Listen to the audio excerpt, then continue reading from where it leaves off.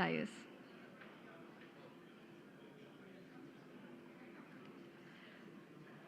Our another speaker for the session is Honorable Minister Du Hung Viet, the Deputy Minister for Foreign Affairs, Vietnam. I would request the Honorable Minister to please come onto the dais. Our third speaker for the session is Honorable Minister Takagi Ke. He is the Parliamentary Vice Minister for Foreign Affairs in Japan. I would request the Honorable Minister to please join us on the dais.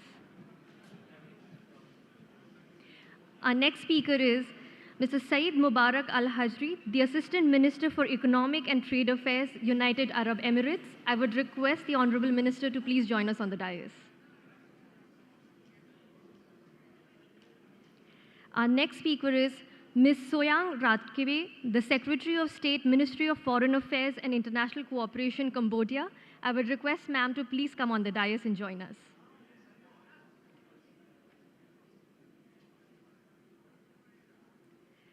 Our last speaker for the session is Mr. Seyed Rasoul Mousavi, the Advisor for Minister of Foreign Affairs, Iran. I would request sir to please join us on the dais.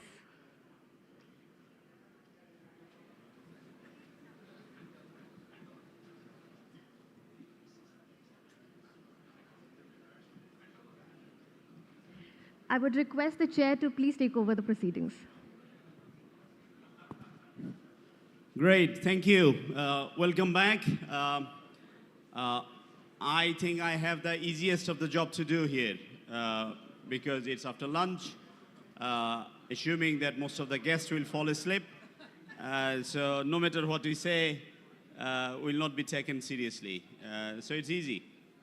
Now, on a serious note, what I was told by Ram Madhav is that he has developed this very special device. It's artificially intelligent one that will capture what we do next 90 minutes. And based on our activities, he's going to decide whether or not we get invited in the 7th round of Indian Ocean Conference. So choice is yours, Excellencies.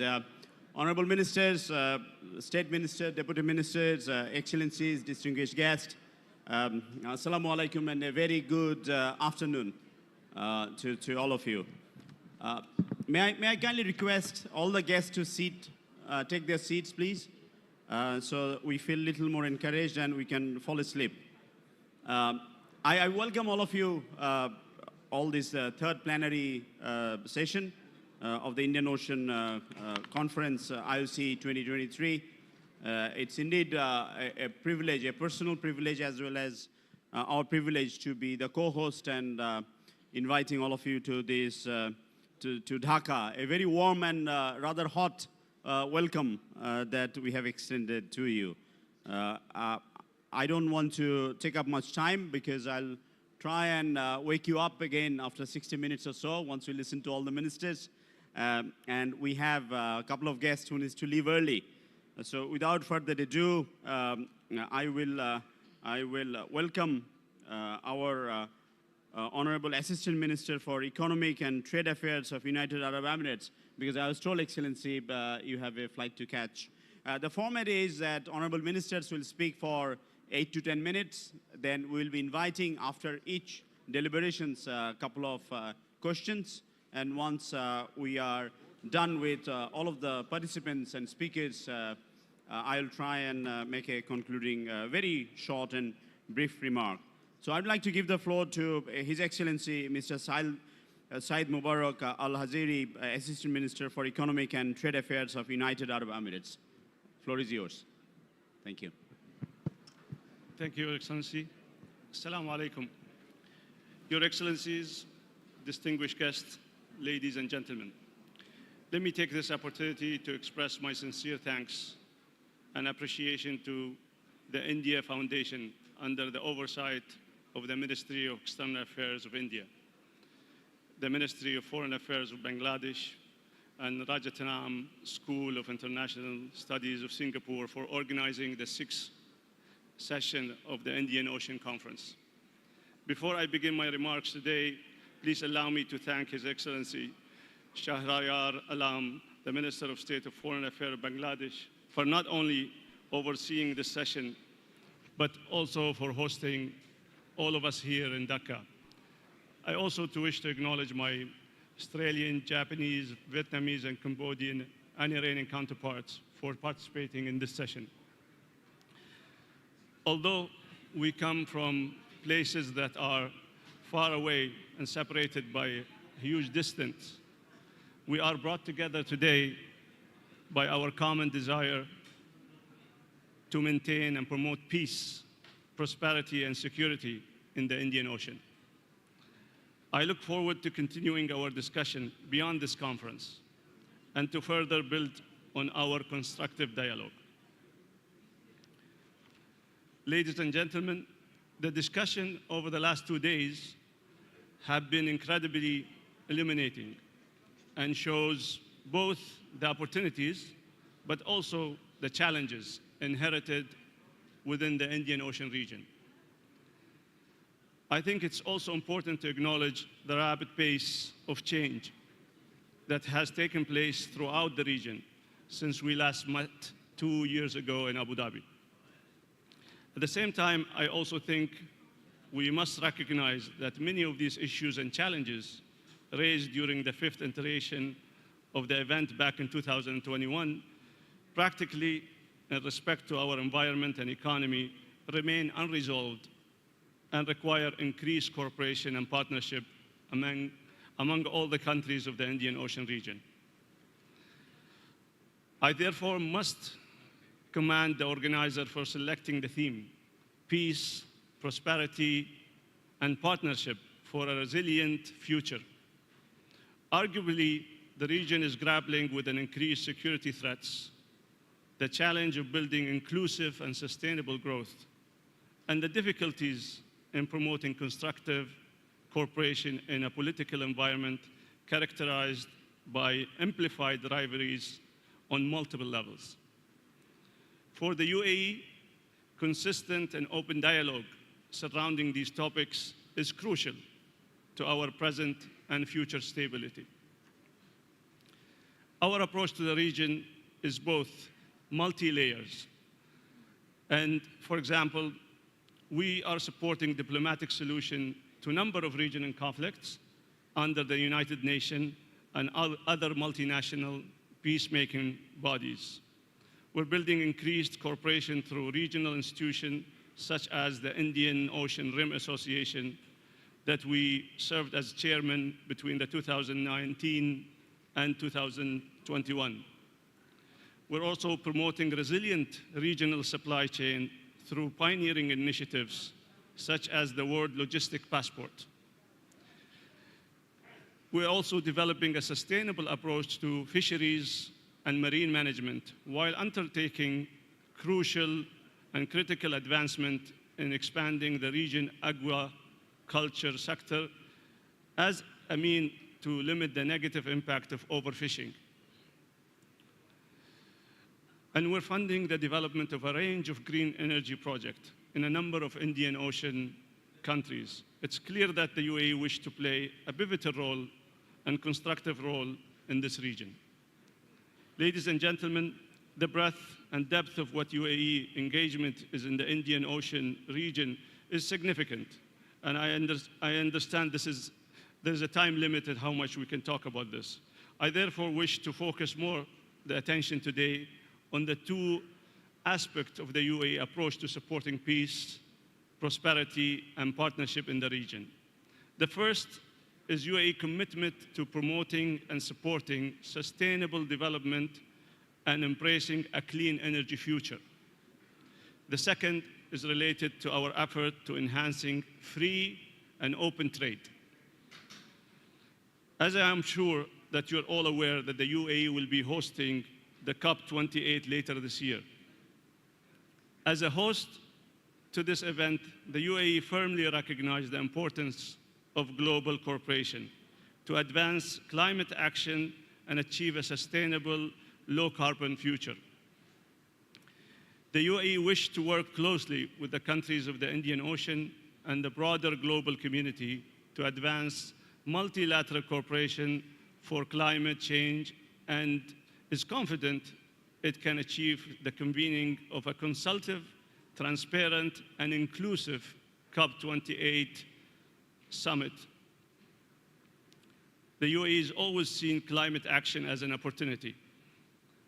The UAE, for decades now, been a major regional and global supporter of green infrastructure and green energy projects, and has invested in renewable energy ventures worth around $17 billion today in 70 countries, with a focus on developing nations and countries where climate change poses an existential threat.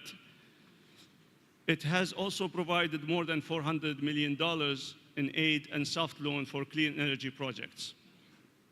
We have used our ambition around climate progress to grow and diversify our economy, creating knowledge, skills, and jobs for our young people, while at the same time contributing practical solutions to a global problem that affect all of us.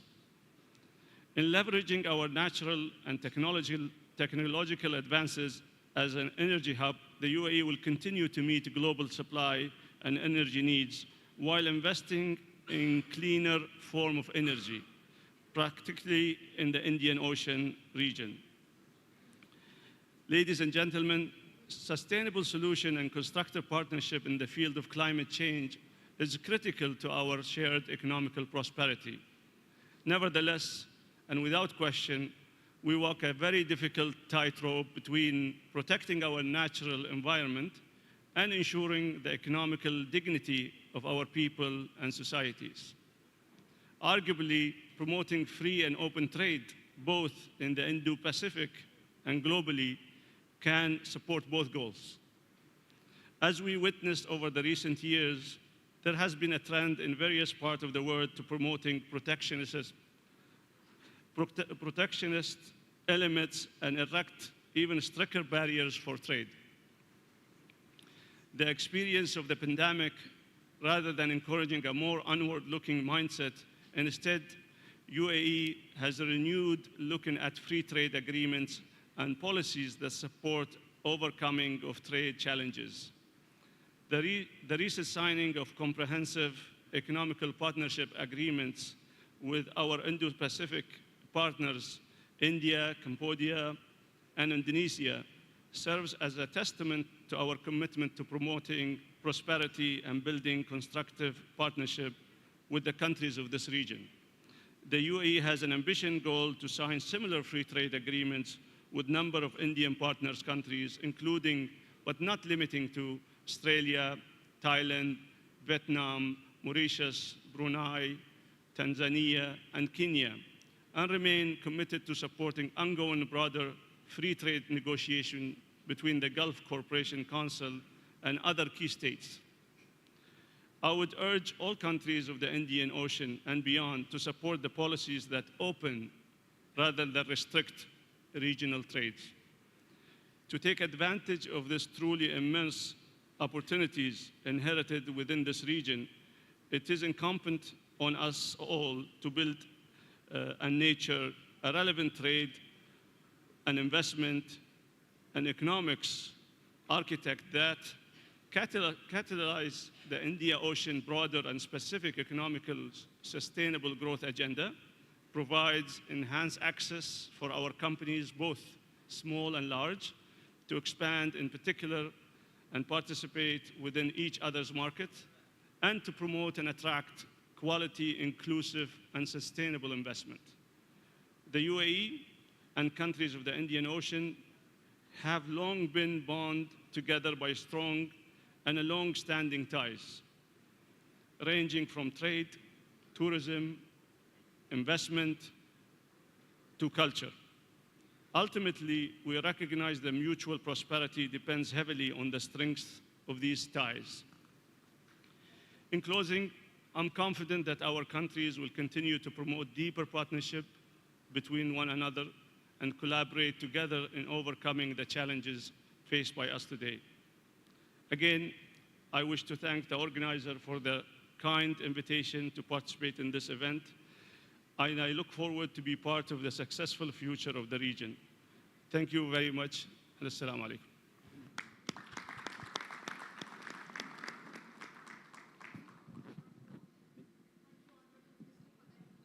Address, and also thank you for joining us here today. I would request Shahriar Alam, sir, to please felicitate our speaker.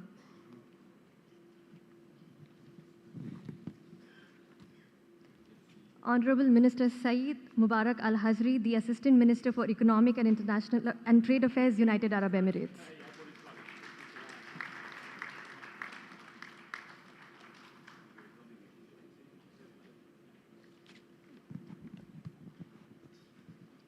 Thank you, Minister Saeed from UAE. He needs to go to the airport. Now, among the 6 speakers, we have someone who is the most frequent in a span of a year visiting Bangladesh for the 2nd time, His Excellency Mr. Tim Watt from Australia, Assistant Minister for Foreign Affairs. Now, as the first speaker, you get some advantages and some disadvantages. I didn't know that whether you were allowed to speak from the rostrum. So, floor is yours. Feel free. Thank you.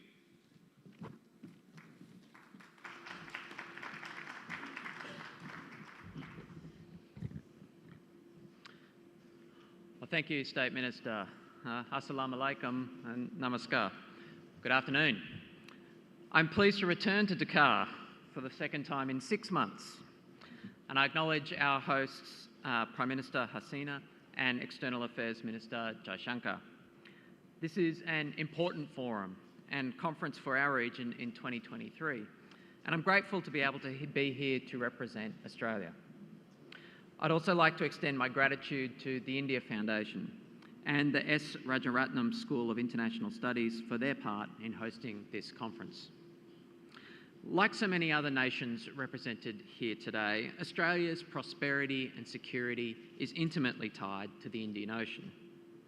Indian Ocean shipping lanes are crucial to the energy security and to the economies of many countries around the world, including our own. And global trade depends on stability and security here, particularly the security of crucial checkpoints that are so fundamental to an open, stable and prosperous region. And looking beyond trade, the Indian Ocean is also one of the key points of confluence for global strategic competition today. And in an age in which we rightly obsess about the health of our global environment, the Indian Ocean is an area where the impacts of global warming and other environmental challenges will be felt the most. Hence the salience of the theme of this year's conference: peace, prosperity and partnership for a resilient future. As the home of unique First Nations cultures, Australia is intensely proud to be the inheritor of the oldest continuous cultures on Earth. And we've also benefited immensely from migrant communities from all around the world that have made and continue to make valuable contributions to our nation, not the least of which the diaspora communities of South Asia and the Indian Ocean Rim. We are part of this region, part of its economy, part of its environment, part of its culture, and part of its people. So we strongly believe in building the institutions of and engagement with our region, particularly in the Northeast Indian Ocean. Right now, we are working on establishing permanent diplomatic presences in Malé and Bengaluru, and I'm very much looking forward to officially opening our Consulate General in Kolkata later on in my trip. What's very clear to me from my discussions is that Australia shares a very similar perspective to many of you about the sort of region in which we want to live. Australia's Foreign Minister, Penny Wong, has spoken a lot about this recently, about how we want to live in an Indo-Pacific that is peaceful and stable, one that's not characterised by conflict, but one whose character is marked by rules and norms that underpin our security and prosperity. We want our region to be open and inclusive, to be based on agreed rules, to support countries of all sizes choosing their own destiny. We want our region to be prosperous and connected, to share a measure of just how important the Indian Ocean is to Australia economically, and even putting aside the general points I've made about trade and shipping routes, we share the region's longest Indian Ocean coastline, as well as its largest search and rescue zone. So we are heavily invested in the future of this region. But we acknowledge that the Indo-Pacific faces significant challenges: shifting geopolitics, climate change, maintaining the health of the blue economy, the source of millions of jobs across fishing, tourism, mining and transport, and a grinding economic recovery post-COVID. Minister Jaishankar has referred to the host of strategic challenges that we face. So, an important part of our work has to be building stronger regional architecture to support our ability to work together and to build a regional economy. As we all know, Russia's illegal invasion of Ukraine has had rippling economic impacts across the region. Apart from the terrible suffering of the Ukrainian people, Russia's war of aggression against Ukraine has been intensely disruptive to the global rules-based order and has exacerbated existing global food supply insecurity. Food prices, energy and fertiliser costs have all spiralled up, impacting people across the Indian Ocean region. As the only ministerial level organisation spanning the Indian Ocean, we see EORA as an important forum to address regional challenges. So I'd like to thank Bangladesh for its leadership as Indian Ocean Rim Association Chair and commit Australia to working closely with Sri Lanka and India during their upcoming terms as Chair. I've been really pleased to see firsthand what we can achieve when we work together. Under Bangladesh's strong leadership last November, I worked with counterparts in the EORA ministerial meeting to agree EORA's outlook of the Indo-Pacific. This document marks the first time this region, as a region, has established a common view of an Indo-Pacific built on the international rules-based order, adhering to the United Nations Convention on the Law of the Sea and the rights and obligations UNCLOS contains in relation to the establishment of maritime zones, the freedoms of navigation and overflight, and the protection and preservation of the marine environment. We're strong supporters of initiatives that address the impacts of climate change in our region, including the Australian-funded EORA Blue Carbon Hub and India's Indo-Pacific Oceans Initiative, and Bangladesh's own Indo-Pacific Outlook, announced in April, echoes many of our shared principles for the region. Earlier this year, I attended the African Union Summit in Ethiopia and met with a number of delegations from several Indian Ocean states, including Mauritius and Mozambique. And in February, I discussed maritime cooperation in the Indian Ocean with Kenya's Foreign Minister in Nairobi. What is crystal clear across my discussions is that no matter which side of the Indian Ocean we are on, we all want to live in a region that is peaceful and predictable. In February, Australia co-chaired the 8th Bali Process Ministerial Conference with Indonesia in Adelaide on people smuggling, human trafficking and modern slavery.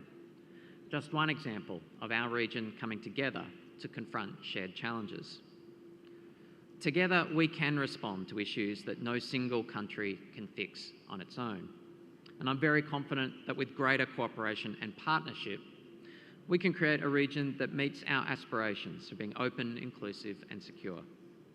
We've also been working hard in recent years to build the notion of partnership across the Indo-Pacific through working with regional partners such as India, France and Indonesia to combat shared challenges, and through forums like the Quad, which we see working alongside regional institutions, including the Pacific Islands Forum, ASEAN and of course EORA, to strengthen our shared interests and build capacity to pursue them. Later this month, Australian Prime Minister Albanese will host Indian, Japanese and US leaders for the Quad Summit in Sydney. And through Australia's AUKUS defence capability collaboration with the United States and the United Kingdom, one element of our approach to maintaining regional stability and security in a more challenging strategic environment. Last month, Australia's Defence Strategic Review also recommended further defence cooperation in the Indian Ocean region.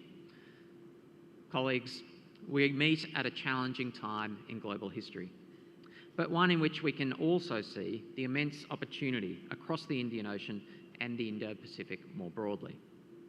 We recognise the urgency of the issues that we face right across our region, not least climate change and the health of global oceans.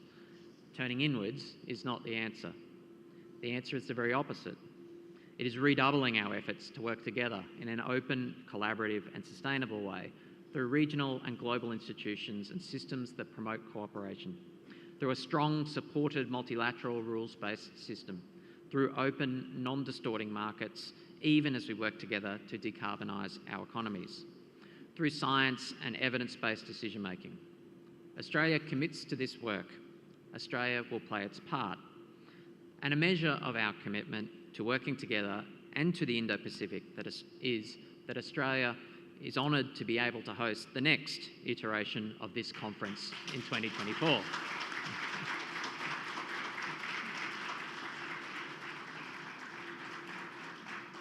The first time that we have done so in the forum's history. So, thank you all for the contribution that you have made to making this an ongoing project. I look forward to working even more closely with you all on Australia's behalf in the years ahead. Thank you, Minister. I didn't know this part. If you could just stay back if there is any questions. I'd request from the audience if anyone wants to ask some quick, short questions. I see one hand raised here. Yeah, please go ahead. From the back, Rear Admiral Khurshid, one of our own. Thank you, Chair, sir. Honorable Minister, we have been hearing or listening about peace, prosperity and partnership for the last almost 24 hours. But none has actually told us the challenges we are facing towards achieving these objectives, So my question to you is that Bangladesh is hosting 1.2 million Rohingya refugees. Do you think it's a challenge for peace and prosperity for Bangladesh as a whole? And if the answer is yes, what do you think the world bodies or the regional bodies or the countries of the Indian Ocean region have done enough to help Bangladesh to go back to this or help this, displaced personnel who are forcibly displaced from Myanmar to go back to their countries? If not, what are your recommendations, sir? Thank you. Thank you very much. Thank you. Clearly, the situation with Rohingya living in Bangladesh is a very serious one. Australia thanks Bangladesh for what it has done to support these individuals in very difficult times. And we don't just thank Bangladesh rhetorically. We've provided very significant financial support, $420 million since 2017. That's our single biggest humanitarian commitment. So we acknowledge the heavy burden that Bangladesh is carrying in this respect, and we're trying to play our part as a member of the global community to support those efforts. We would support return of Rohingya to Myanmar when conditions are safe and when doing so is voluntary and dignified. But clearly, there's a lot of work for the region to do to create the conditions for successful return. Australia's been working through ASEAN to engage with the internal issues in Myanmar, and I think that there is significantly more work for the region to do, not just on the immediate humanitarian crisis, but on resolving the broader issue. Thank you. Ambassador Shamshir Mobin Chaudhary, please brief. Then I'll come Thank to you, sir. Honourable Minister. Just to follow up to what Khurshid has just said, I just said that, the internal situation in Myanmar is also an impediment to enhancing connectivity in the region. So that also has to need to be addressed. But my main question was, why Perth? Is it to give it an Indo-Pacific character to the next one? Because Sydney and Melbourne is a bit on the other side. Thank you. I should clarify, we haven't made any formal decisions about where the next event will be other than just being in Australia, but Perth is a good bet because Perth has an Indian Ocean outlook, of the whole country. Perth looks north, it looks west, it connects on the Indian Ocean system in a different way to a city like mine in Melbourne. So I think that the unique perspective that Perth adds is a really important part of the Indian Ocean system, and the voices and perspectives of individuals and organisations in Perth play a really important role in shaping the way that institutions and nations work together to resolve these issues in the Indian Ocean. Thank you. Yeah, please. If you could quickly introduce yourself. Yes, surely. Thank you very much. I'm Ashok Sajanhar from the Indian Foreign Service, Ambassador of India to a few countries. Thank you very much, Minister, for your presentation. My question is on the Quad to which you referred. Now, of course, the commitment of Australia to Quad is beyond question, because last year we see that on the day after your new Prime Minister was sworn in, that he went to Tokyo in May to participate in the summit in Tokyo. And this year, later this month, you are going to be organizing the next Quad summit. My question is basically, this is a grouping of 4 countries. The challenges in the Indo-Pacific are huge.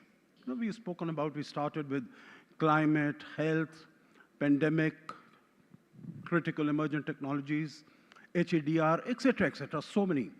Now, my question is, what is Australia's thinking about this? To keep this to 4 countries, how do you plan to reach out to the other countries to integrate them into this system of functioning? Meaning, unless I'm not suggesting a Quad plus sort of a format, but so far it's only these 4 countries that are meeting. Problems are in so many different countries, like our friends from Bangladesh suggested here. What is the modicum, what is the ideas that Australia might have to reach out so that all these challenges, security, peace, etc., we are talking about, that we can deal with them? Thank you. Sure. So clearly the Indo-Pacific, our region, is being reshaped by major dynamics and challenges like climate change, as well as by geostrategic competition. You know, in this period of reshaping, you know, Australia wants to see a region that's peaceful, prosperous, resilient, one that's governed by rules, norms, and international law, and importantly, a region where all countries are able to make decisions for themselves, where sovereignty is respected, where individual countries have agency. Now, what we argue is that that region just doesn't make itself. You know, all countries need to play a part in building and reshaping the region in the face of the changes that it's currently facing. Australia is pursuing a number of strategies in order to do that, one of which is the Quad. So 4 countries with similar values, similar outlooks, similar interests, working together to build a region, working in the kind of way that we think it should work, you know, creating regional public goods. But that's not the only way we're doing that. You know, ASEAN centrality is extremely important to us, and we engage very strongly through ASEAN and directly with Southeast Asian partners. We engage with EORA in this region. We are making investments in our own capabilities through the AUKUS agreement and through our Defence Strategic Review. So what I'd say to you is, you know, the Quad isn't the be-all and end-all. I think it's very important. We're really committed to it. We think it does really important work. But to build a region that operates in the way that I've articulated today requires effort across the board from all countries. And that's part of why I'm here today. Thank you, Minister Tim Watts. Thank you so much for your intervention. I know there are further questions from the floor, but you will be encouraged to write it down and send it to me. I'll try and pass it on to the minister, and you know, we'll see if we can find time. Thank you once again. Our third speaker, His Excellency Mr. Do Hung Viet, Deputy Minister for Foreign Affairs of Vietnam, will be following the similar pattern after your deliberations, Q&A for a couple of minutes. Over to you. Thank you.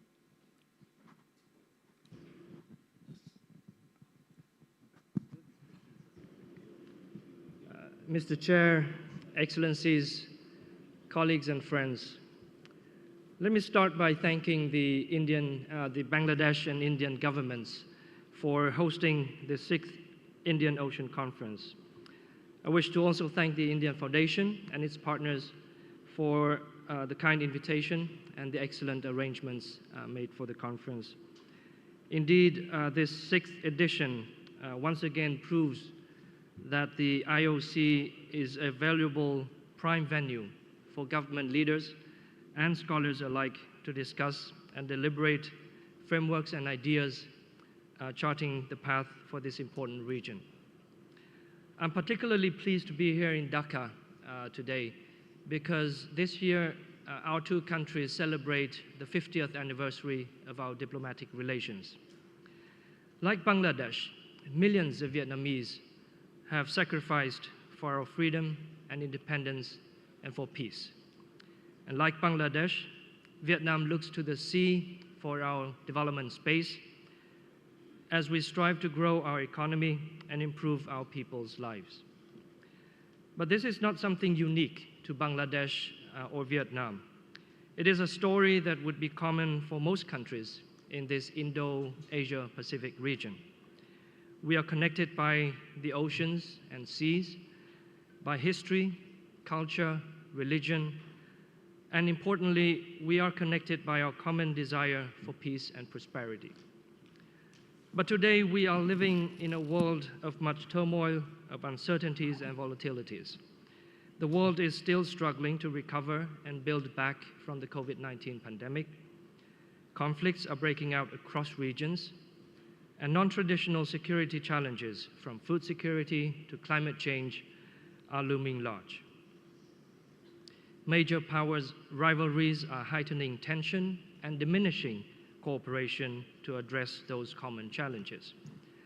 At a time when international cooperation and resources are needed the most to implement the Sustainable Development Goals, military spending increased for the 8th consecutive year, reaching a record high of over $2.4 trillion. So what does the future hold for the Indian Ocean region, and more broadly for the Indo-Pacific region? Our nations are all part of a region that has the potential to become the most populous, most prosperous, and most developed region in the next 2 to 3 decades.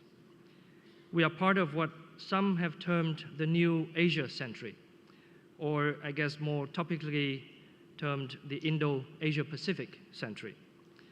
But as probably the most important geostrategic, geopolitical, and geoeconomic region, we will also continue to be subject to the push and pull of intensified great power competition.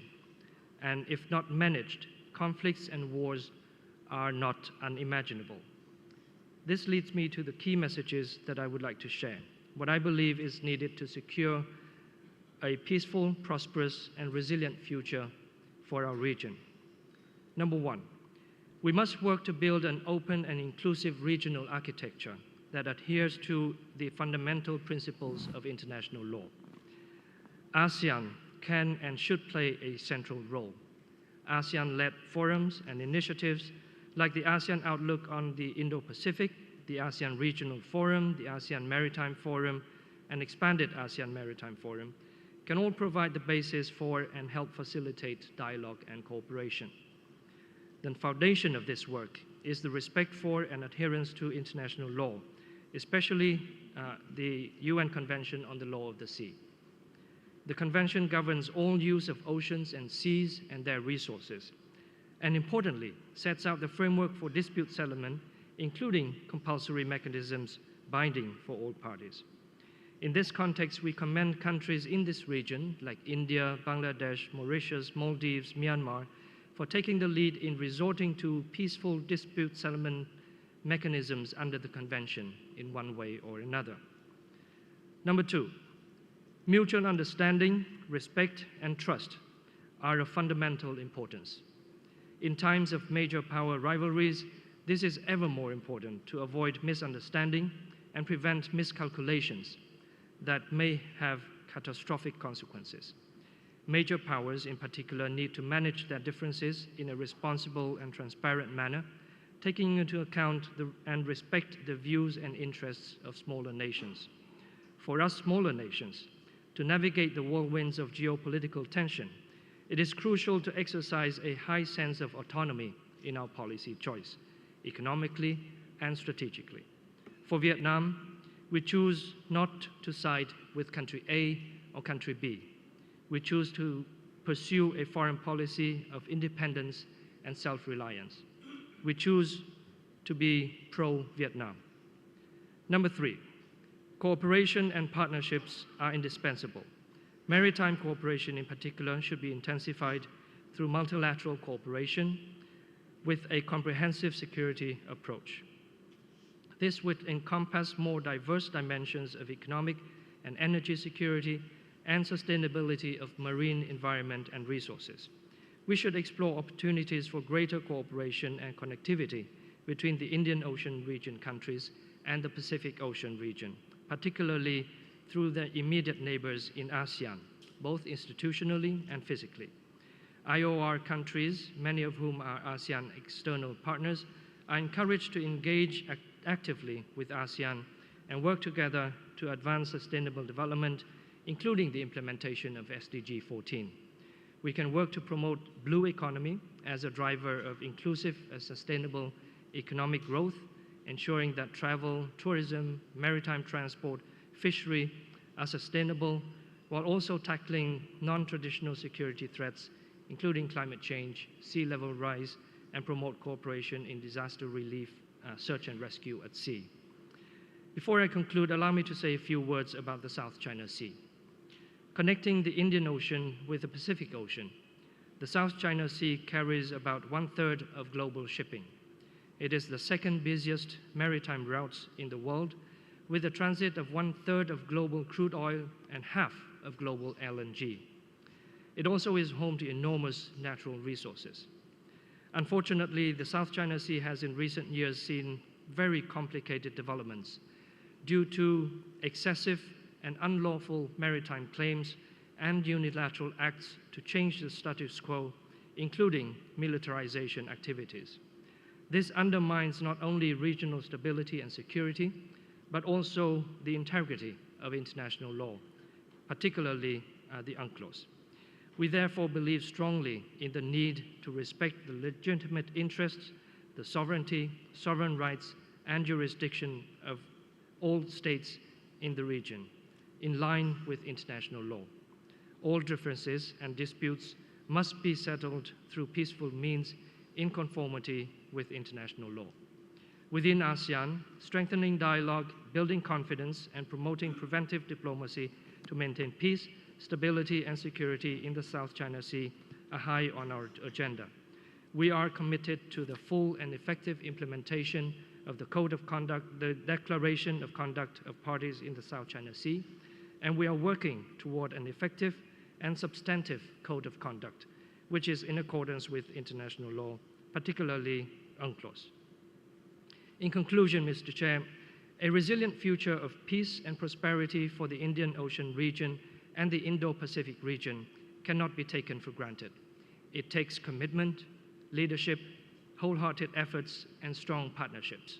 Vietnam will spare no effort in our quest to build a more prosperous and peaceful future for our region and for our people. I thank you.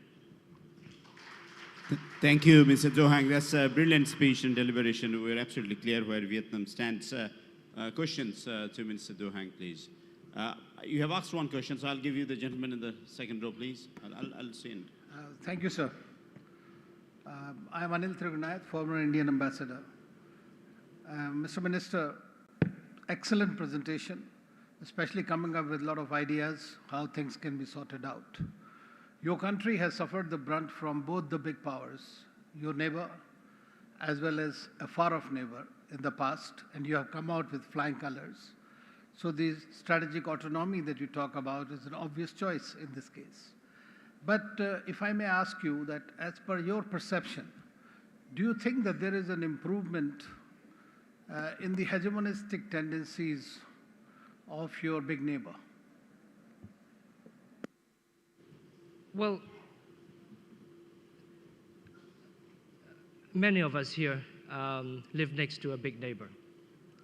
We can always choose to live peacefully and make the most of the fact that we are living next to a big neighbor.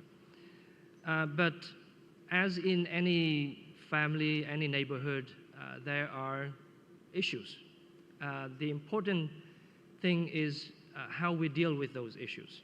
And in this particular case, what we have always emphasized is to be independent in our choices and to choose international law as the basis for resolving any difference that we may have with our neighbors or with any other country for that matter. We are hoping and we are encouraging a friendly, a peaceful neighbor and that everyone in this region can benefit from. And we will continue to work for that. Thank you. Participants from the third row. Yes, please. Yeah, go ahead. Thank you very much, Chair. I'm General Sani. I'm presently with the India Foundation, post-retirement from the Army. I have actually a suggestion and would be delighted to hear comments, sir. Since the last about 4 or 5 sessions, we've all talked about climate change and the impact that it's happening. I've got a suggestion that rather than this forum look at a collaborative partnership, to look at using technology and research for the adaptation that is required with the impact of climate change. Both Vietnam as well as Bangladesh are at the forefronts of getting the impact of the hazards within the next 10 years to 15 years that you would see the impact here. And we're talking about climate migrants. And with the Mujib plan and the Delta plan, I think it would be a great forum where centers of excellence in different countries partner together to look at these adaptations so that food security and resuscitation of forestry is addressed. I'd be open for comments, sir. Thank you. Well, thank you very much for that suggestion. I guess that is something for you, for the India Foundation, to, I guess, deliberate and decide for perhaps for the theme of the next conference in Perth, Melbourne. But I fully agree with you.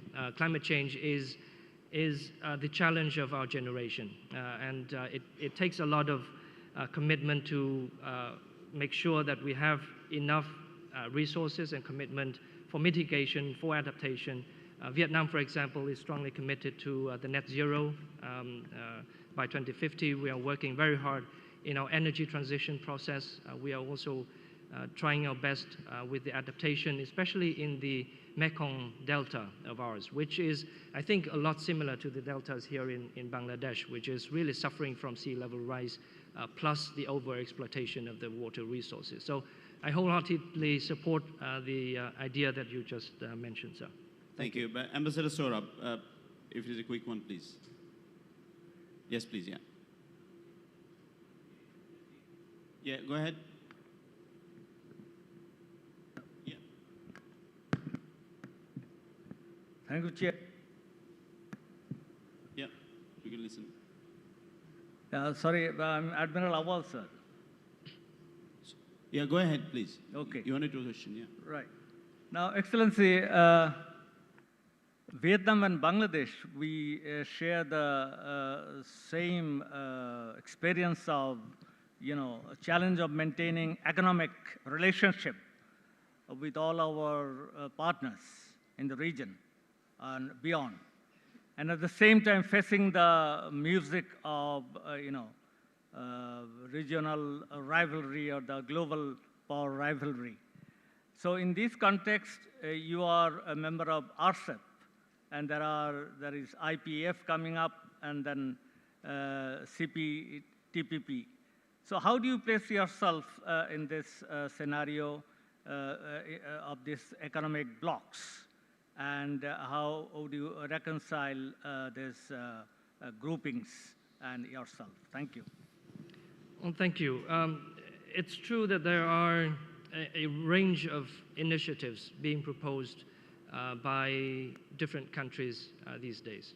Now, from Vietnam's perspective, we would support any initiative that would contribute to peace, to stability, and to economic development and progress. You mentioned a number of them, and in fact, Vietnam is a party to the CPTPP. We are party to RCEP. We are a part of the negotiating process for the IPEF. We are taking part in the BRI. We support the Global Development Initiative by China.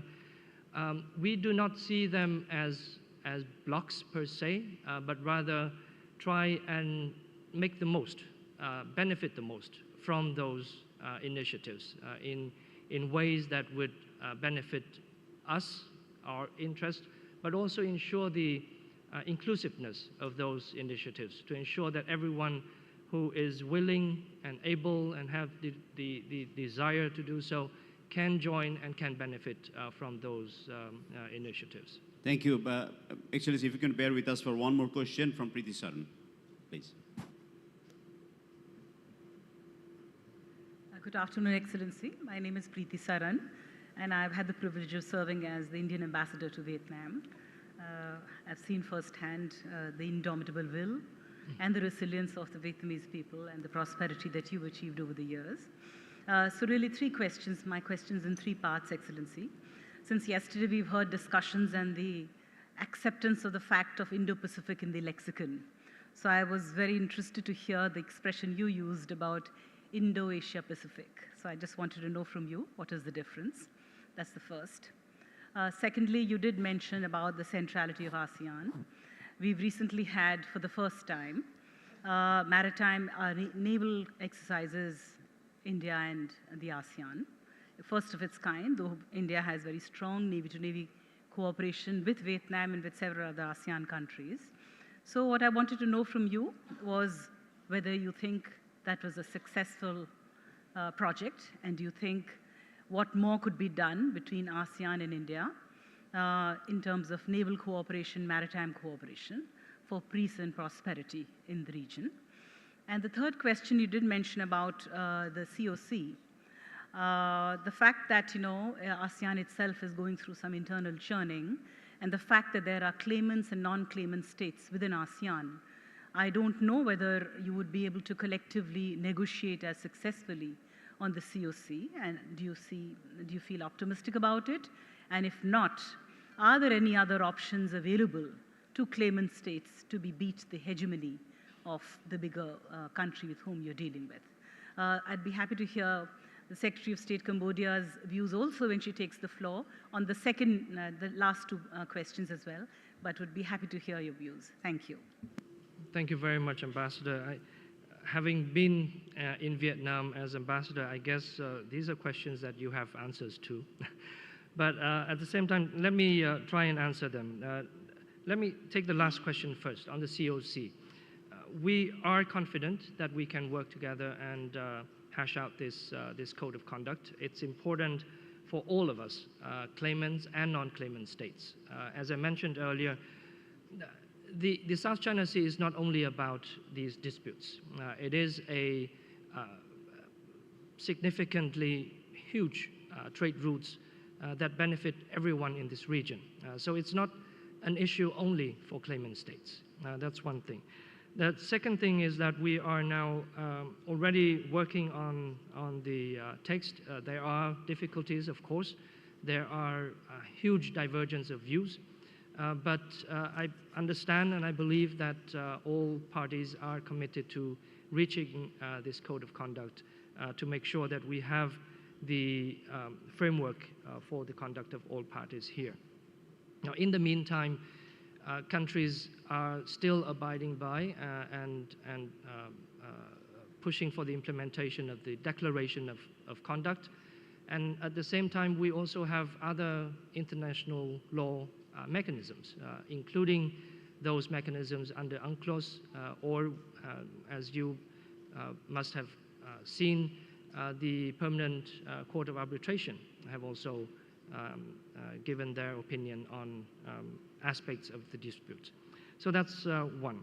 Number two, on India-ASEAN cooperation, we are, of course, extremely happy and pleased that India continues to attach importance to the relationship with ASEAN and support the centrality of ASEAN. Of course, there are a lot of things that more that can be done from our perspective. I think our economic and trade relations between India and ASEAN can be improved. We are working to review an agreement between us. And there are also, of course, areas for maritime cooperation, including in promoting what I mentioned, a blue economy, ensuring sustainable development, exploitation of resources for common development. A third aspect that I would hope India will also continue to pay attention to is sub-regional cooperation within ASEAN. We welcome the Mekong-Ganges cooperation mechanism with India and look forward to more support and cooperation. And finally, about the term Indo-Asia Pacific, I think this is, I agree with you. Indo-Pacific is something that has broadly been acceptable in the lexicon. The reason I also wanted to mention Asia is to make sure that we are inclusive, not to try and create a new term that may create confusion, but just to ensure that we are inclusive when we talk about this region that is really of vital importance for all of us. Thank you. That's absolutely brilliant, Mr. Dohang. A big round of applause for him, please. Thank you very much. Yeah, we are running behind schedule already. Now, I have the pleasure to invite His Excellency Mr. Takagi Ke, Parliamentary Vice Minister for Foreign Affairs of Japan. Excellency, guests, you are requested to use the simultaneous translating device, but I'm assuming most of you understand Japanese anyways, no?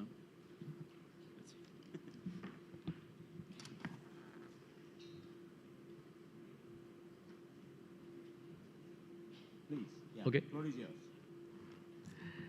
アラム・バングラデシュ外務担当国務大臣閣下、また同席のスピーカーの皆様、そしてご出席の皆様方、まずはじめにバングラデシュでのインド洋会議の開催に心から祝意を表しますとともに、インド財団に対しましてインド洋会議2023にご招待いただきましたことを感謝申し上げたいと存じます。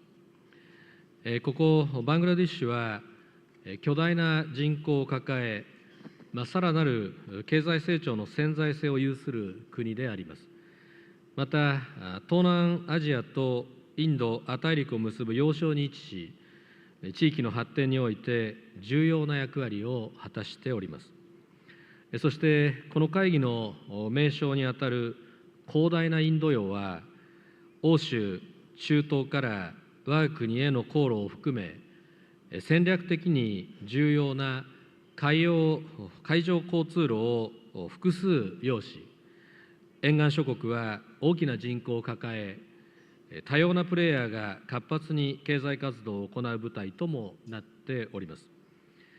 重要性を増すバングラデシュ、地域の主要アクターであるインドをはじめとして、南アジア諸国は3月に岸田総理がインドで発表した自由で開かれたインド太平洋、いわゆるホイップの新しいプランにおいて重要なパートナーでございます。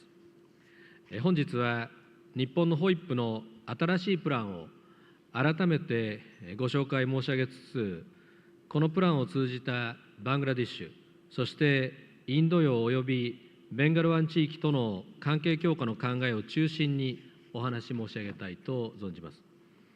今年3月、インド訪問中の岸田総理は、ホイップのための新たなプランを発表し、国際社会を分断と対立ではなく、協調に導くとの目標に向け、ホイップの考え方や取り組みについて具体的にお示しいたしました。現下の歴史的転換期においても、ホイップの基本的考え方は変わりません。ロシアによるウクライナ侵略などが国際秩序の根幹を揺るがす中、自由や法の支配を擁護しつつ、多様な価値観、多様な文化、多様な歴史を受け入れ、多様を通じた協力を推進していくことが非常に重要になっております。そのような考え方のもと、今回の新たなプランでは、平和の原則と繁栄のルール、インド太平洋流の課題対処、多層的な連結性、海から空へ広がる安全保障、安全利用の取り組みというホイップの協力の新たな4つの柱を打ち出しました。そしてその具体的な実行のため、2030年までに官民で750億ドルの以上の資金をインド太平洋地域に動員することを発表いたしました。その新たなプランの具体的取り組みの一つに、ベンガル湾、インド北東部の産業バリューチェーン構想がございます。この構想の基本的な考え方は次の通りであります。日本とバングラデシュの間では、ベンガル湾産業地帯構想があり、この構想のもと、バングラデシュの経済インフラ整備、投資環境整備、地域連結性の強化を目指しております。具体的には、2027年の運用開始に向け建設中の新海港であるマタバリ港からチョットグラム、ダッカを結ぶ連結性と、国内の道路、橋梁などを強化することで、バングラデシュの産業化を加速させることが柱となっております。一方、日本は、インドが提唱するインド太平洋海洋イニシアチブ IPOI における連結性の柱のリード国でもあり、これまでインド北東部の開発を力強く支援してきております。こうした支援の有機的連携による相乗効果を通じて、ベンガル湾からインド北東部へとつながる地域全体の連結性のさらなる向上を目指してまいります。つまり、ハード・ソフトの連結性支援に加え、民間投資の促進も加えた包括的なコンセプトを追求することで、インド北東部を海につなぎ、インド・バングラデシュ両国をまたぐビジネス・産業を育成してまいります。合わせてインフラ建設後、日本の産業界も飛躍する産業バリューチェーンの構築を目指すことが重要と考えます。バングラデシュはインド北東部の通過点ではなく、価値の起点になるわけであります。地域のハブであるバングラデシュは、産業の集積地としてさらに力強く成長していくことと思われます。2週間前に訪日した橋名首相と岸田総理の間で、この産業バリューチェーン構想を含めたホイップのための新たなプランに基づき、幅広い分野で二国間関係を一層強化していくことで一致いたしました。今般、日本政府は同志国の安全保障上のニーズに応え、資機材の供与やインフラの整備などを行う軍などが被益者となる新たな無償資金協力の枠組みである政府安全保障能力強化支援、いわゆる OSA を創設いたしました。これはホイップの新プランの海から空へつながる広がる安全保障安全利用の取り組みの一つとして位置づけられ、国際的な安全保障環境が厳しさを増す中で、力による一方的な現状変更を抑止し、特にインド太平洋地域における平和と安定を確保するために創設された新たな取り組みであります。バングラデシュは OSA 初年度の案件候補国でございます。今後、バングラデシュ側のニーズなども踏まえながら、ベンガル湾の安全保障強化に資する支援を念頭に調整してまいりたいと存じます。最後になりますが、日本は今年 G7 の議長国を務め、今月 G7 広島サミットを開催する予定にしております。岸田総理は G7 議長として国際社会の幅広いパートナーとの関係強化をすることを特に重要視いたしておりまして、今月上旬にもエジプト、ガーナ、ケニア、モザンビークを訪問するなど、関与を強化いたしております。近年、新興国、途上国の存在感は、経済的、そして政治的にも増しているわけであります。また、ロシアによるウクライナ侵略は、エネルギーや食料をはじめとするさまざまな面で、世界の人々の暮らしに大きな影響を与え、新興国、途上国も大きな打撃を受けております。こうした中で開催される G7 広島サミットでは、G7 を超えた国際社会の幅広いパートナーとの関係強化をという視点から国際社会が直面する諸課題を取り上げてまいりたいと存じます。インド洋地域は東南アジア、南アジア、中東、アフリカの相互の経済・貿易活動を支える交易の海として重要な役割を果たしております。日本はホイップの新たなプランを通じた具体的協力を進め、引き続きインド洋地域の皆さんとの連携を強化していく考えでございます。ご清聴誠にありがとうございました。Thank you so much, Excellency Takagi-san. If I may request you to stay back for one or two questions from the floor.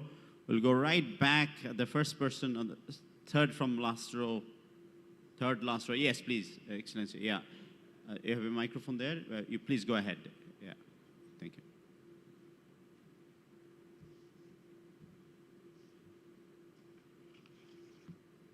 Yeah, go ahead.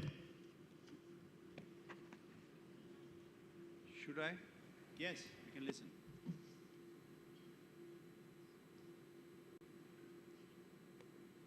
Sir, I'm a retired Air Commodore Ishfaq from Bangladesh. And I have a question. I mean, first of all, thank you very much for being one of the largest, development partner of Bangladesh. And in our recent visit of Honorable Prime Minister to Japan, the news that we have got is indeed, it has opened up new avenues of cooperation between Bangladesh and Japan, but also of very important relationship in the whole of the, Bay of Bengal nations. But there are some people who have the apprehension that the way the Japanese are coming up in the whole of South Asia and Southeast Asia, is it, does it resemble in any way the Greater Asia Co-Prosperity Sphere that, during the World War II, you see, the Japanese had, proposed at that time. Does it have any relation?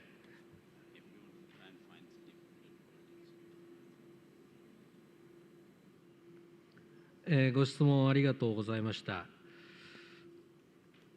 大東亜共栄圏という大変懐かしい言葉が出てまいりまして、私も非常にびっくりしたわけでありますが、私たち日本は戦後平和国家として歩んでまいりましたので、大東亜共栄圏という考え方が、過去のものであるということはこれ明らかだと思います。今日このインド洋会議でまさにそのテーマとなっているピース、プロスペリティ、パートナーシップ、まさにこのことが私たちこの自由で開かれたインド太平洋にとって大事なことでありまして、まさにそれはパートナーシップ、皆さんと一緒に協力をして、そしてこの地域の発展、繁栄のために努力をしていく、その一翼を担っていきたいというのが我が国の考え方でありますから、ご質問のご心配には全く当たらない、このように断言をすることができると思います。Thank you. Thank you so much. Yes, please. Yeah, it's working. Well, let me first of all, before I address my question, let me introduce myself. I'm Ashok Kant, retired Indian diplomat, former ambassador to China and High Commissioner to Sri Lanka and Malaysia. Let me compliment the Honorable Minister for his very thoughtful remarks and also sort of dismiss any lingering doubt about so-called co-prosperity sphere. We greatly welcome Japan's very positive role in Indo-Pacific and beyond, and specifically we appreciate what the Honorable Minister said about, expanded involvement in countries like Bangladesh as also in India, particularly northeast of India. I had two questions for you, Honorable Minister. One, you rightly pointed out that Bangladesh is not just a transit point, but it's a place for value addition. Do you see some format or structure where India, Bangladesh, and Japan can come together to promote development of northeast of India in a more formal, structured fashion? This is one question. My second question is, while we are talking about peace, prosperity, and partnership for a resilient future, the fact remains that today we are passing through a period of acute and escalating geopolitical rivalry, retreat from globalization, talk about de-risking, if not decoupling of economies, and weaponization of interdependence. How do you see, our working together in Indian Ocean region to pursue agenda of collaboration in the face of these adverse trends and tendencies?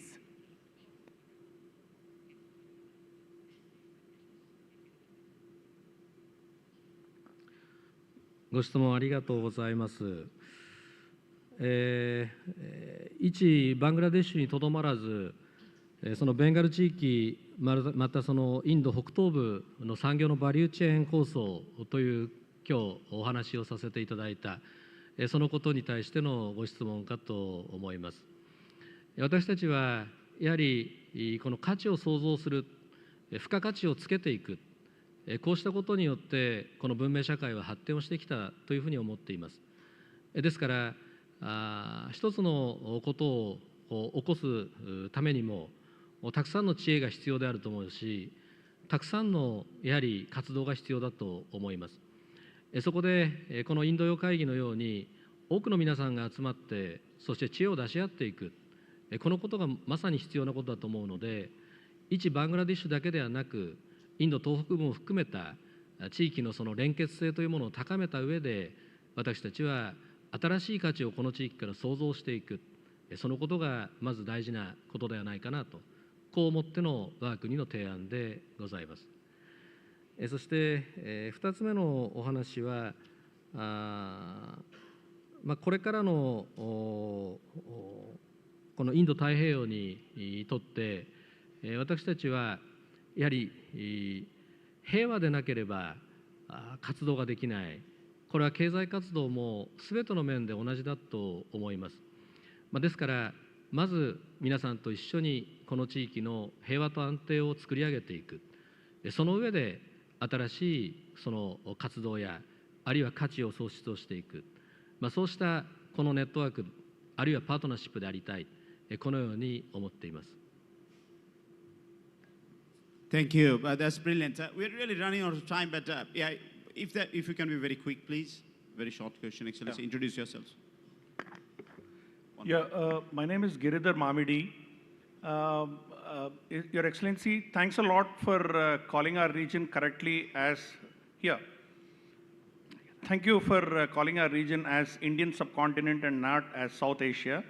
We are actually north of equator, but we're still called South Asia. I don't know why. But thanks for calling us as Indian subcontinent. My question is, while there is a lot of marine assets being stolen by so many hundreds of ships in ASEAN region and in Indian Ocean, is there any roadmap from your side or from the groups that you have, either ASEAN or Quad or anything else, to stop this, theft of marine assets? The ships that come and bully all the local countries, and then what's happening there. So given this kind of an environment, what is the roadmap that Japan has in terms of giving leadership or trying to give some guidance to the countries around to tackle this menace? ごめんなさい、ちょっと最初のところがあまりよく聞こえなかったんで。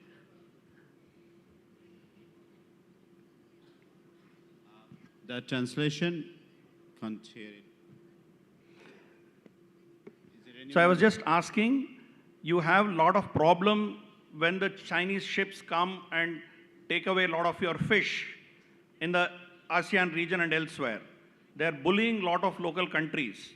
So I was asking you whether you have a roadmap to tackle this menace. よくわかりました。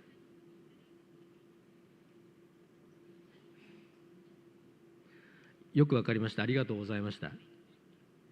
まさにそれはインド洋だけの問題ではなくて、太平洋上でも同じようなことが起こっておりますし、世界的にこの漁業、あるいは海洋の安全、こうしたことはとても大事な課題だというふうに思っております。先ほど来、多くの方々がご指摘をされておりましたけれども、この海洋における法の支配、このことをやっぱり徹底をしていくということは私たちは大事だと思ってまして、特にこの自由で開かれたインド太平洋という構想を打ち出した我が国としては、まさにこの法の支配こそ多くの国々の皆さんと共有のできる価値観である、このように思っています。従いまして、この法の支配の徹底のために、やはりしっかりとしたその国連が役割を果たすということも大事だと思いますし、またさまざまな国際機関が、イトロスの話もございましたが、こうしたところがやはり活躍をしていく、活動を強化をしていく、そのために私たち問題意識を共有する者たちが一緒になってそれをサポートしていくということも必要なんではないでしょうか。日本だから何かができる、そういうことではなくて、みんなだから何かができる、ぜひそういう私たちはパートナーシップでありたい、このように思います。どうぞよろしくお願いします。ありがとう。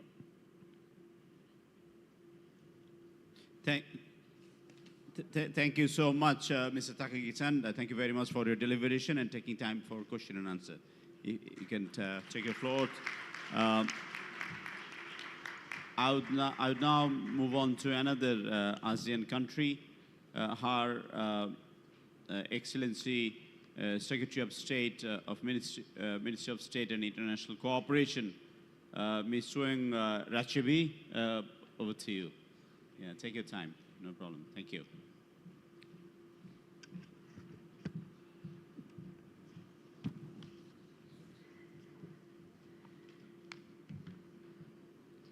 Distinguished Mr. Chairman, distinguished panelists, Excellencies, ladies and gentlemen, at the outset I would like to express my sincere thanks to the government of Bangladesh and also the government of India as well as the India Foundation for the kind invitation extended to Cambodia and to attend this very important forum. And I believe that the convening of the 6th Indian Ocean Conference 2023 is very timely and under the theme of peace, prosperity, and partnership for a resilient future is very timely and very topical. And I think that it is also an acknowledgement of the matter of urgency for all the states to jointly tackle the regional and global challenges that we are facing, whether it is traditional or non-traditional security threat, with a view to achieve a more peaceful, stable, prosperous, and a resilient future through a close partnership among all the countries. And I also would like to say that while all the countries have been recovering from the COVID-19 pandemic and moving gradually toward a sustainable and inclusive development, the complex changes in the current global situation caused by the heightening geopolitical rivalries between the great powers, the arms race, the rise of the small military alliance, including maritime militarization, have shaken the international order and threatened global peace, stability, and prosperity. Many of the conventions and institutions that have supported the global peace and prosperity are quite under immense strain as a result of the rise of unilateralism, populism, protectionism, which threaten the rule rules-based international order. And in fact, the Ukraine-Russia crisis has not just caused trouble in Europe, but also hampered the social economic recovery of the world by exacerbating inflationary pressures and worsening congestion in the global transportation system and supply chain, and especially in the food industry and energy sector. The escalation of the hostilities involving more and more actors, directly or indirectly, and the recent threat to use the nuclear weapons have serious impact on the world. The US-China tension over the Taiwan Strait has also posed a concern.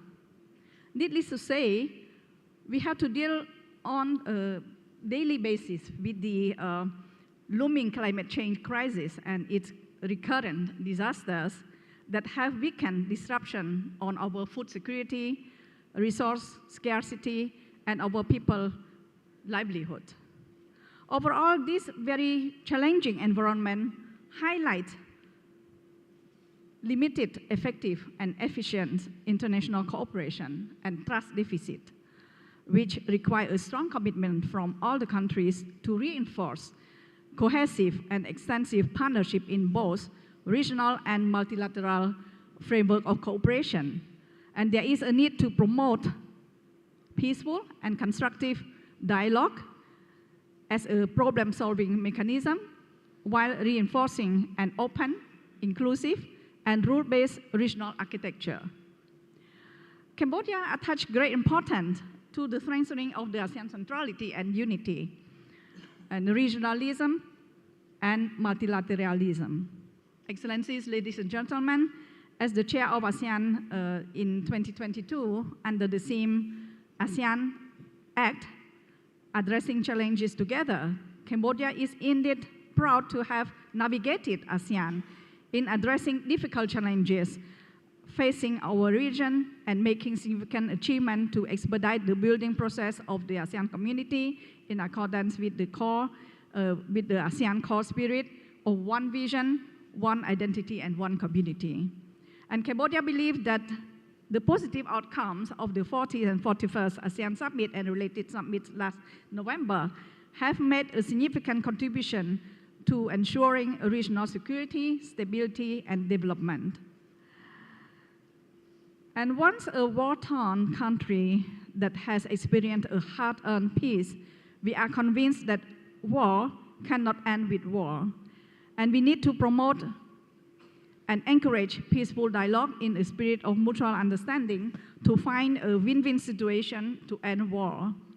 Cambodia has engaged actively with the United Nations in promoting international peace and security, as well as respect for the fundamental principles and values of the ASEAN Charter and of the UN Charter and international law. And since 2006, Cambodia has contributed almost 9,000 peacekeepers to join the UN peacekeeping and mine clearance operation in Africa and Middle East, Central Africa, Republic, Sudan, Chad, Cyprus, Lebanon, Syria, Mali, Yemen, and South Sudan. And Cambodia remained true to its key guiding foreign policy of supporting and promoting regionalism and multilateralism, and a rule-based, open, and inclusive. Excellencies, ladies and gentlemen, as for the way forward, in a situation full of complexity and high uncertainties, the utmost effort to recover the global economy and move toward a more peaceful and sustainable development and shared prosperity should be a top priority of our country in the region. And it is my firm conviction that we should adhere to the spirit of openness, strengthen multilateralism, promote international trade, and reduce trade barriers, particularly on the strategic commodities such as food, health-related products, and energy, in order to foster sustainable economic growth and enhance the resilience of regional and global value chains. At the same time, we should devote special attention to strengthening cooperation and promote robust partnership in the areas of capacity building, capacity development, acceleration of digital transformation, and development of the digital economy, which is a new source of growth, especially to help the least developed countries. And in this context, as digital technology has been rapidly advanced and become a catalyst for economic growth, the Royal Government of Cambodia focuses on the effective implementation of the Cambodia Digital Economy and Society Policy Framework 2021-2035, and also Cambodia Digital Government Policy 2022-2035 and other related policies. Again, as a chair of ASEAN 2022, Cambodia initiated the ASEAN Green Deal, aiming to gradually transform ASEAN toward a green future, sustainability, effective use of resources, resilience, and economic competitiveness. And we also believe that ocean governance, blue economy are an indispensable part of for the shared prosperity in the Asia-Pacific and also Indian Ocean region. And Cambodia attach great importance to maritime domain awareness, maritime economy, maritime connectivity, maritime environment protection. And coastal area development is also one of the priority areas for economic development. And ASEAN has played an increasing vital role in promoting regional dialogue, in close cooperation, and robust partnership between all the countries in the region. And we believe that we should further promote open, inclusive regional and international dialogue and cooperation on rule-based maritime order and governance, resilience, and inclusive blue and maritime economy. To conclude, Excellencies, ladies and gentlemen, Cambodia stands ready to work very closely with all the countries in the region to revive the region economy and promote practical regional cooperation that is open, transparent, inclusive, complementary, and mutually beneficial to effectively address regional and global challenges and overcome negative geopolitical trends, especially to build a more peaceful, stable, well-conducted, and prosperous global community. Thank you very much for your kind attention. Thank you, Minister Soeung. Yep, we have a question right away from the front. Ambassador Wali Rahman, one of ours. Thank you, Chair. Thank you, Mr. Minister. Mr. Minister, I raised my hand for a particular reason. Cambodian experience of genocide has been our experience of our genocide. And we have suffered as much as you have suffered. I cannot quantify who suffered more than who. As the advisor to the tribunal that the government of Bangladesh has set up to try the war criminals, I have been in touch with your chamber, extraordinary chamber in the court of Cambodia to uphold convictions of many, including Thieu Sampan. Has been a great source of inspiration in terms of the law and the definition of law, and it has been quite an experience for Bangladesh to see how your court has adjudged and has worked under UN supervision. Our court is our local supervision, our own law, international law, but converted into domestic law. So it has worked well. That's what I wanted to share with you, and my congratulations to you. Today, when you say that you are closing a chapter and coming out of the hibernation and into this great world of peace, prosperity, and partnership in the Indian Ocean. That's a great news for Bangladesh. And thank you so much. Congratulations. Thank you so much, Excellency. And I would like to also stress that the theme of the 6th Indian Ocean Conference 2023, peace, prosperity, and partnership, is very close to, it is in line with the royal government of Cambodia policy, and it's so close to the heart of each of the Cambodian people. And we thank you so much for your very active contribution to the court process. I mean, you know, we are very grateful to all the sponsors, all the donors that help. I mean, the court happened quite successfully. Thank you so much for everything. Yeah, you have done. Thank you. Thank you. You have asked one question, but I'll go back to you again because there is no one else. Please, Ambassador. Yeah, please go ahead. Thank you, Chair. Excellency, you know, the Bangladesh plays a huge emphasis on the regional cooperation, and our Prime Minister has placed connectivity as the, you know, harbinger for regional development and, you know, trade and investment. So here, if you look at the Southeast Asia and South Asia, Bangladesh is the apex, is the bridge. One part is Bangladesh, other part is Myanmar. With the best of our efforts, we have not been able to, you know, bridge that gap. As ASEAN chair for 2022, you have also tried. Now, international community is leased out everything to ASEAN to solve this problem. And ASEAN has its limitation. Now, looking forward, what do you expect from ASEAN? How you are going to solve it? Because if it is not solved, it's going to peter more and more. The Burma Act has come, and instability in ASEAN, and that will affect also South Asia. As regionally, as we are talking about the prosperity, partnership, and peace, so how do you see the ASEAN role in solving these thorny problems so that we have a bridge between South Asia and South Asia? Thank you. Thank you very much for this question.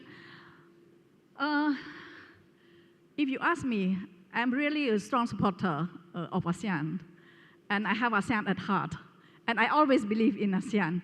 But of course here, when we are talking about the Myanmar issues, I think Myanmar issues is quite complex. Everyone recognizes that. It's long-rooted, I mean, the long-rooted cause that, but ASEAN is trying very hard. And as you know, when Cambodia chaired ASEAN last year, we have, you know, done our utmost to try to bring, I mean, Myanmar back to normalcy. But everyone can see that we made some progress, but the situation now is still, you know, really very difficult and very dangerous now. I can understand your, I mean, Bangladesh and also Malaysia, India also, I mean, that is, you know, that received the implication of the Rakhine, the Rohingya issue. And it is, but Rohingya issue, I mean, Myanmar issue is always one of the top agenda of ASEAN. And ASEAN is trying to find a way to help address that issue, to solve that, I mean, you know, to bring all the parties to the, to have a peaceful dialogue, constructive dialogue. But somehow, you can see that we made not so, I mean, big progress, but it's required from all the parties concerned to really work constructively together. And also, I hope that the countries,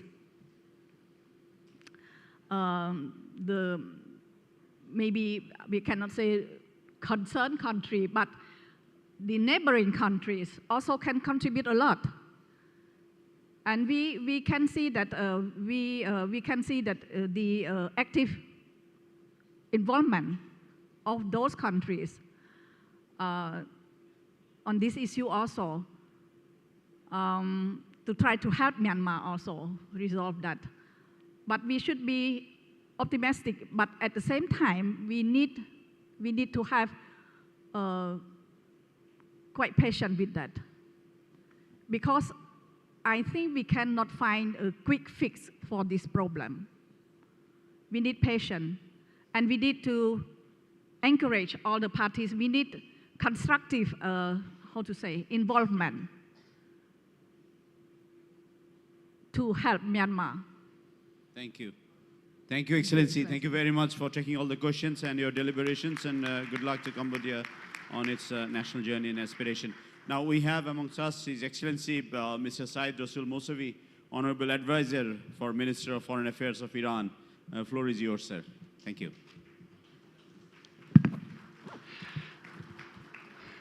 Thank you very much. We have a distinguished chair and with a famous figure in my country, Mr. Shahriar. Shahriar is a very famous poet in Iran. He says something. When the poet gather and want to read their poetry, Shahriar said that the last poet, the responsibility of his blood is his own shoulder. So this is the last speaker, so I should be very careful that all of the audience are tired. And I have a good news and I have a bad news for you. I don't know which one of these good, which one of these bad. It depends on you. The bad news is that I have a very long speech. And good news, I don't want to read that. I only explain the abstract of that. It means that you are preferred which one of these that the good news. First, let me thank from the Foreign Ministry of Bangladesh and also Foreign Ministry of India and Indian Foundation and all of the colleagues that held this very important conference. I'm glad to participate in this conference, and I think that it is a good opportunity to me to explain what I want to say. One part of my paper based on the importance of Indian Ocean. I think that all of you talk about importance of Indian Ocean, and it is not necessary. Again, I go and talk about importance of that.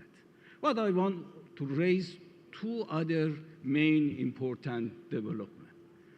I think that the world, after the COVID dramatically changed. Maybe until this time, there is no research about the impact of COVID on international relations. But I do believe that it has a big impact on that. Maybe we can talk about, before COVID, there are many countries, they are talking about humankind, about the aid for any countries, they are talking about how to assist.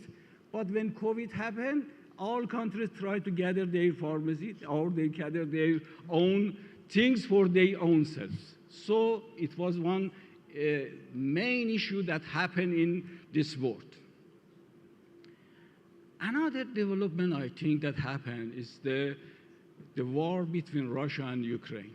I don't know what's the result of that. We don't know but I think that the post-Ukraine war is so different from the previous war.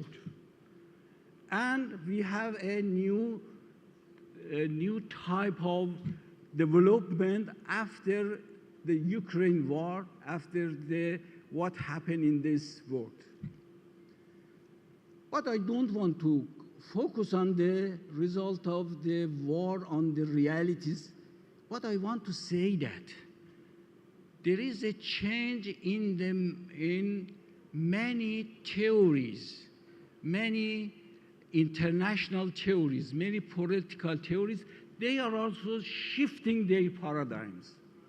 I can say that when this first edition of conference started in Colombo, in Singapore, I think that at that time the main paradigm was in the international theories was globalization. But I think that globalization is changing to regionalization and also focusing on the main region, rather than talking a global. Unipolarity changed to multilateralism. Unipolarity changed to regional issues. And I think that the importance of geography is rising. Importance of geopolitics is rising. Importance of geoeconomic is rising, rather than ideology which based on the globalization. Why I'm emphasizing this, that the globe are going to talk in a different region and try to promote more regional cooperation. And although Indian Ocean is a very big region, but also we can name a region. But I am reaching to the conclusion my thesis or my paper. I am saying this point that if we look at the map, it is not necessary we read many theories, we try to review many thinking or like. We can see what's the future of the globe, only see to the map. We see the Indian Ocean. Indian Ocean with a vast possibilities, economic, strategic, and many, many other things. But when we look at the gate of the Indian Ocean gates, Bab el-Mandab, Strait of Hormuz, Strait of Malacca. And you see that in this case, Indian Ocean can be a big lake. What we can do? I can say that it is possible in the direction of the progress in the technology, we can think about new gates. And this is the end point of my talking. Chabahar, Iranian port, is the main new gate for Indian Ocean, which connect Indian Ocean to Eurasia, to Central Asia, to Afghanistan, to Caucasus, to Black Sea. So this is the Iranian share for Indian Ocean. Maybe your question was that, what's the role of Iran in the Indian Ocean? I see that Iran has a big asset in Indian Ocean. It's the port of Chabahar.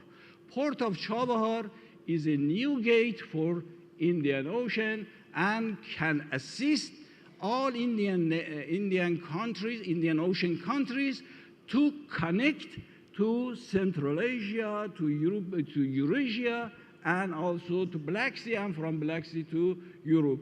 This is the Iranian share, Iranian participation in the cooperation in Indian Ocean. Thank you very much. I will share my paper in my Twitter, and I will also give to the Secretariat. If anyone interested, then they can find the full text of my paper. Thank you very much. Thank you so much. Please stay back, and you just saved my job because you have saved me quite a few bit of minutes.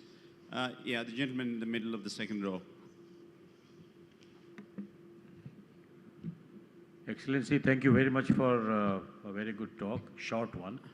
I am Vice Admiral Shekhar Sen. I'm a former Commander-in-Chief of Western Naval Command in India. My question was you mentioned about Chabahar Port. Is it possible to tell us as to what is the progress on the port of Zask, very close to the mouth of the Straits of Hormuz, fairly close vicinity of Chabahar? Will it interfere with the operation of this port or not? Thank you. If you look at the map, it is at the distance between Hormuz and Chabahar. Hormuz joined the Oman Sea to Persian Gulf and is a specific strait. But Chabahar is an oceanian port. It is in the eastern part of the Iran. So I think that if we can work on Chabahar, I can say that it is not necessary to go via Strait of Hormuz. Then the Chabahar by north-south corridor joined to Central Asia and also another countries in Caucasus and Russia. Thank you. Yeah, please. Thank you, sir. Excellency, you mentioned about the growth towards the regionalization and the regionalism that is happening now, and that's very true. Now, in your case, can we go to West Asia? You have recently normalized relations with Saudi Arabia. Now, how do you see it progressing further? Secondly, how's your Hormuz peace plan progressing in terms of the regional context? I think that the normalization, the relation between Saudi Arabia and Iran is one of the good development in our region. And for both, not only for both countries, but also for all regional countries, has a good impact and for their own cooperation. And also beyond the region. One of the famous politicians from one country in last 2 weeks came to my country. He said that we are very happy for normalization of relation between Iran and Saudi Arabia. Why? Because when we want to increase our relation with you, we should think about the reaction of Saudi Arabia. And when we wanted to increase our relation with Saudi Arabia, we want to think about you. No, when you have a good relation, it creates a good atmosphere for us. Now we are very happy for the normalization of this situation. And also I add one more thing, and I think that some of the regional dispute can be also find solution after this development. Thank you, Excellency. Seyed Rasoul, thank you very much for your invitation. You may kindly take your floor, please.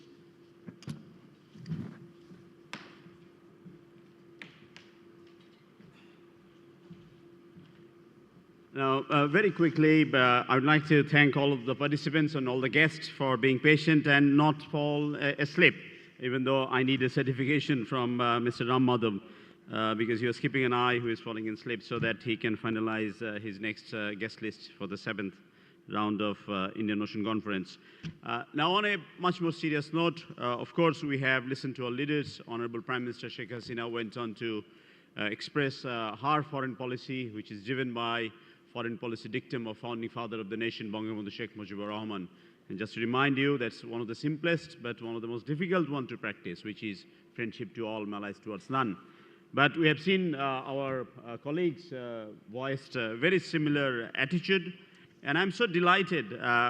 We listened to our colleagues from Cambodia, a very similar past as Bangladesh, working really hard to come out of poverty, create employment, and prosper.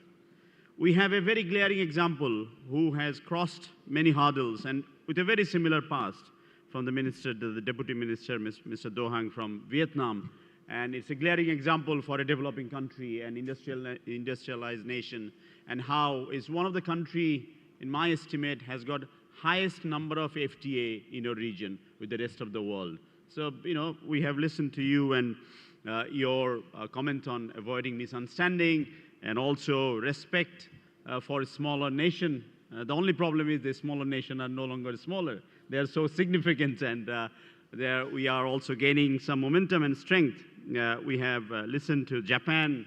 The world has learned how to manufacture, and our relationship, the minister spent quite a great deal of time explaining the bilateral relationship and their role in multilateral fora. And even though there are questions from audience, on the Second World War, and Japan quite aptly, prudently wish to, put that behind and, move on, and, a lot of sacrifices and very expensive lessons were learned for the rest of the world from that world as well.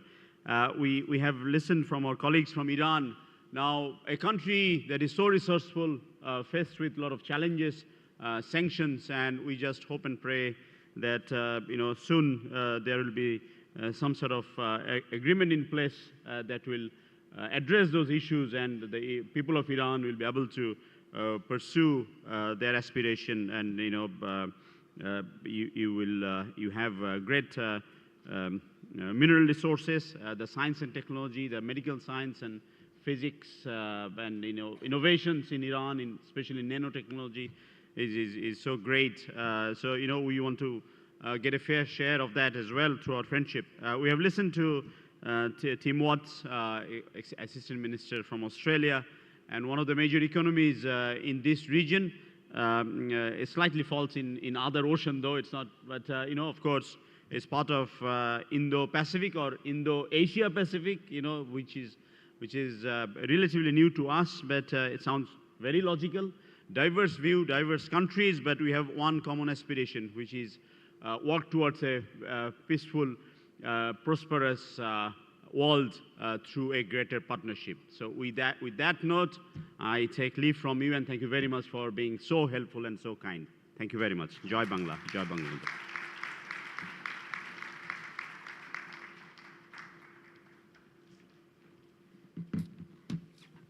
Thank you, Your Excellencies, for a very thought-provoking session. I would now request Mohammed Shahriar Alam, the Honorable State Minister for Foreign Affairs, Bangladesh, to please kindly felicitate our speakers. To Mr. Tim Watts, the Assistant Foreign Minister, Australia.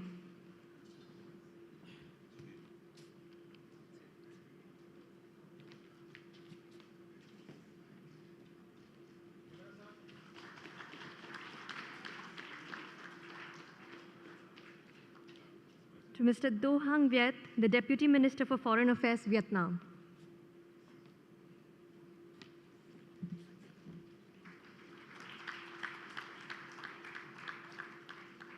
To Mr. Takagi Ke, the Parliamentary Vice Minister for Foreign Affairs, Japan.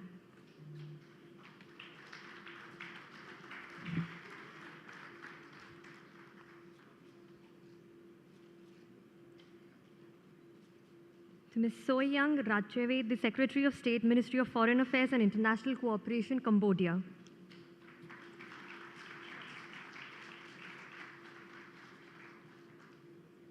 And lastly but not least, Mr. Seyed Rasoul Mousavi, Advisor of the Minister of Foreign Affairs, Iran.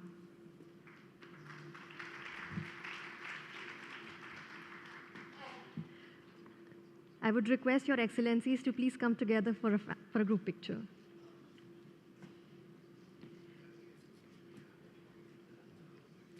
We will now take a quick break. The tea and coffee are being served right outside the hall. I would request everyone to please be settled inside the hall for the last but a very important session. Sharp at 4:30, we'll start our next session. Thank you so much.